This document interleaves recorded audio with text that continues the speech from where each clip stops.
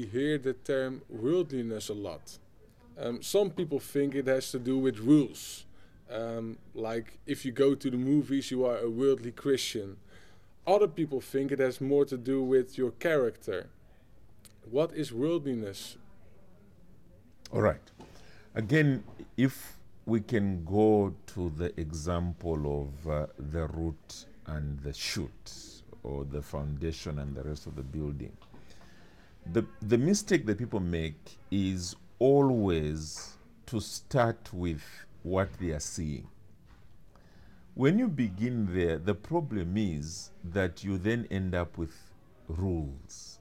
You become like the Pharisees in the Bible, where if you walk 10 miles on the Sabbath, you've sinned, but if you walk 9.5, you haven't sinned. Things like that.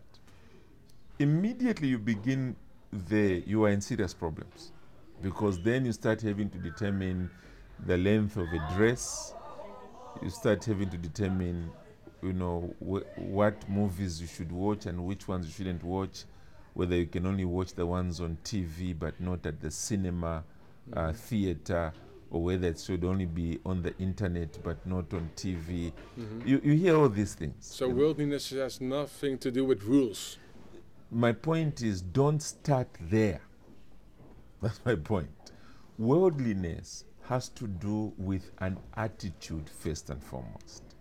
It has to do with the root. It has to do with your belief system. It has to do with your love for the world instead of your love for God. That's where it all begins. First John speaks in terms of those who love the world, the love of the Father is not in them. Is that worldliness? That's what worldliness amounts to. It's in the heart, loving the world, and therefore the love of the Father is not there. The result of it being the life you are now seeing out there, whereby the people are being determined by what is it that's exciting to my feelings, what's going to be pleasurable this weekend, and that's all that they're thinking. That's worldliness. Okay, it puts the love of the world first, rather than the love for God. Yeah. So an obvious example I can give is that two people can be watching the Netherlands national team, for instance, playing the World Cup final, and one is totally worldly, the other one is godly. It's not in the activity, it is in the whole attitude. What is it that has gripped this person that's making him do what he is doing?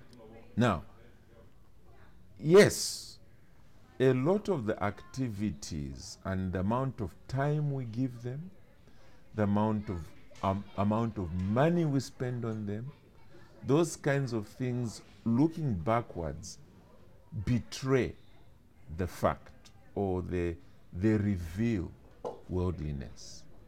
And therefore people should be cautioned that, look, what I'm seeing is suggesting a problem here. But in solving the problem, you don't attack the activities primarily, you attack the heart. And how do you attack the heart then? Because we all want to prevent worldliness in our lives, own lives. So how do we prevent that then? Or do you... There's a beautiful chorus in English which goes, turn your eyes upon Jesus.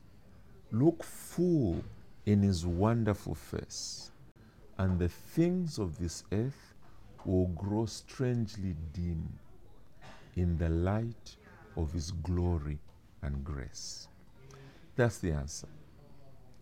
Develop your relationship with God through his word, through prayer and meditation, And I want to assure you, the love for the world will be going down as your love for the Father goes up. Remember, he who loves the world, the love of the Father is not in him. The converse is true. He who loves the Father, the love for the world goes down.